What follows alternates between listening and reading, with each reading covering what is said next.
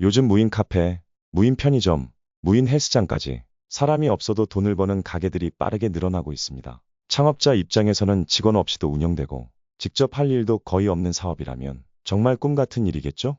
그 중에서도 스터디 카페는 적은 인건비, 적은 업무, 24시간 자동 운영이라는 점에서 뜨거운 관심을 받고 있습니다. 매일 단 30분 1시간의 관리만으로 매달 500만 원 이상의 순수익을 가져갈 수 있다면 이보다 더 좋은 창업이 있을까요? 하지만 초기 비용, 경쟁, 관리 문제 등 현실적인 장애물은 없을까요? 오늘 스터디 카페의 모든 것을 철저하게 분석해 보겠습니다. 정보 큐.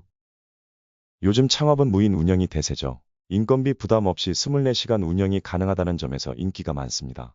그중 스터디 카페는 유지보수 비용과 관리 시간이 압도적으로 적기에 인기가 더욱 많습니다. 과거에는 공부하면 떠오르는 공간이 도서관이나 독서실 뿐이었지만 이제는 카페에서 공부하는 카공족들이 늘어나고 스터디 카페가 생기면서 학습 공간의 형태가 점점 더 다양해지고 있습니다. 스터디 카페는 2010년대 초반부터 등장하기 시작했습니다. 초창기에는 대학가를 중심으로 조용한 학습 공간을 제공하는 형태로 운영되었으며 이후 카페처럼 편안한 분위기와 함께 무인 시스템을 도입하면서 전국적으로 빠르게 확산되었습니다. 특히 2015년 이후 토즈 스터디 센터와 같은 프리미엄 학습 공간이 등장하면서 스터디 카페 개념이 본격적으로 자리 잡기 시작했습니다. 이후 작심 스터디 카페와 같은 무인 운영 기반의 프랜차이즈가 성장하면서 창업 시장에서도 주목받기 시작했죠. 현재는 토즈, 작심, 르하임 등 다양한 브랜드가 존재하며 각 브랜드마다 차별화된 서비스와 운영 시스템을 도입하며 경쟁이 치열해지고 있습니다. 그렇다면 스터디 카페는 왜 무인 창업의 대표적인 사례로 꼽힐까요? 정보 큐.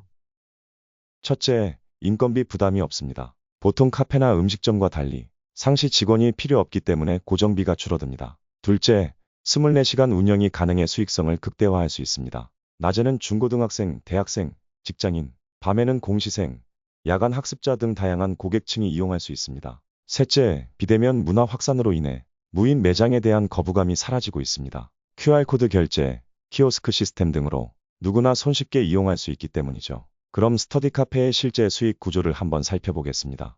매장 크기와 위치에 따라 상이하겠지만 평균적으로 스터디 카페 이용료는 시간당 2,000원 정도입니다. 만약 하루에 10시간 이용한다고 가정하고 좌석 수가 20석이라면 한 달에 약 1,200만 원의 매출이 나옵니다. 하지만 여기서 운영비를 제외해야겠죠. 월세 200에서 300만 원, 전기, 인터넷, 관리비 100만 원, 마케팅 비용 50만 원, 기타 유지비 청소, 소모품 등 50만 원. 이렇게 하면 실제 순이익은 약 500에서 700만 원 수준이 됩니다. 하지만 이렇게 장점만 있는 것은 아닙니다. 이제 무인 스터디 카페의 문제점에 대해서 말씀드리겠습니다. 초기 비용. PC방처럼 좌석마다 비싼 금액이 들어가지 않고 테이블과 의자만으로 수익을 창출하기에 적은 비용이 들어갈 거라 생각하기 쉽지만 막상 따져보면 인테리어, 가구, 무인 시스템까지 합치면 1억 원 이상의 돈이 들어갑니다. 2024년도 정보공개서 바탕으로 프랜차이즈마다의 평당 인테리어 비용을 말씀드리겠습니다. 작심 237만 원, 르하임 253만 원, 타임류 323만 원, 공간샘 174만 원을 형성하고 있습니다. 70평을 기준으로 잡는다면 작심 1억 6,590만 원, 르하임 1억 7,710만 원, 타임류 2억 2,610만 원, 공간샘 1억 2,180만 원이 됩니다. 이처럼 인테리어 비용만으로도 상당한 비용이 들기에 결코 적은 돈으로 시작할 수 있는 사업이 아니죠. 그렇다고 저렴한 프랜차이즈를 찾게 된다면 가구와 인테리어의 질이 떨어질 수 있고 소비자들에게는 그 차이가 크게 느껴질 수 있습니다. 사람들은 가성비를 따집니다. 가격이 저렴하면서도 시설이 좋은 곳을 찾습니다. 창업자 입장에서도 어느 정도의 합의점을 찾아야 합니다. 시간당 높은 자리 요금을 받고 시설에 비용을 투자할 것이냐, 비교적 적은 자리 요금을 받고 시설의 비용을 줄일 것이냐, 이를 고민해서 프랜차이즈 업체를 선정해야 합니다. 입지 선정. 스터디 카페는 입지가 가장 중요합니다. 가맹 문의를 하면 본사에서 직접 담당자가 찾아와 대학가, 학원가, 오피스 밀집 지역 등 사람이 몰리는 곳을 함께 찾아다닙니다. 입지가 좋을수록 비싼 월세를 감당해야 하지만 반대로 입지가 좋지 않은 곳에 차리면 초반에는 몇 개월 동안 손님이 오더라도 결국 빈자리가 늘어나고 운영이 어려워질 수 있습니다. 경쟁업체.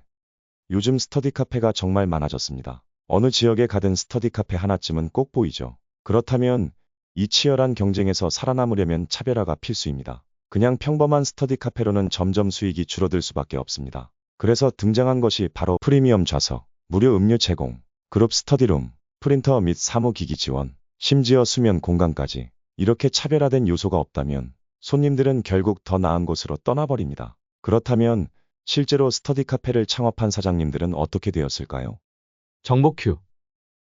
경쟁 과열로 골머리를 앓고 있는 A씨의 이야기를 해보겠습니다. 서울 동대문구의 한 대학가에서 스터디 카페를 운영하는 A씨는 시장 과열로 인해 수익이 점점 줄고 있다고 토로했다. 특히 최근 대학이 종강하면서 이용자 수가 30에서 40% 감소했고 방학 동안은 고객이 거의 없는 상황이다. 게다가 인근에만 경쟁 업체가 4곳이 있었고 서로 길 건너에 위치해 있어 고객을 확보하기가 쉽지 않았다. 경쟁 업체들이 겨울방학 이벤트를 시작하며 가격을 낮추기 시작하자 A씨도 어쩔 수 없이 이에 맞춰 이벤트를 진행했고 결국 최저 가격에 도달한 상황이었다.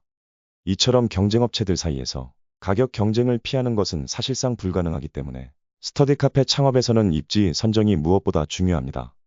다음으로는 오랜 시간 입지 분석을 거쳐 성공한 B씨의 사례를 소개해드리겠습니다. 경기도에 거주하는 B씨 부부는 창업을 결심한 후 집 근처 및 수도권에서 한 달 동안 200여 곳의 스터디 카페 매물을 검색하며 철저한 시장 조사를 진행했다. 그들은 20여 곳의 유망한 물건을 선별하여 미팅을 진행했고 최종적으로 주변 환경을 고려하여 최적의 입지를 선정했다. 아파트 단지 세대 수를 분석하여 유동 인구가 많은 지역인지 확인하고 경쟁업체가 독서실뿐인 지역을 선택, 스터디 카페 수요를 독점할 수 있겠다 생각했다. 이후 스터디 카페 플러스 독서실을 결합한 공간 구성을 통해 다양한 고객층을 확보했다. 그 결과 오픈한 지 얼마 지나지 않아 만석을 기록하며 빠르게 자리를 잡았다.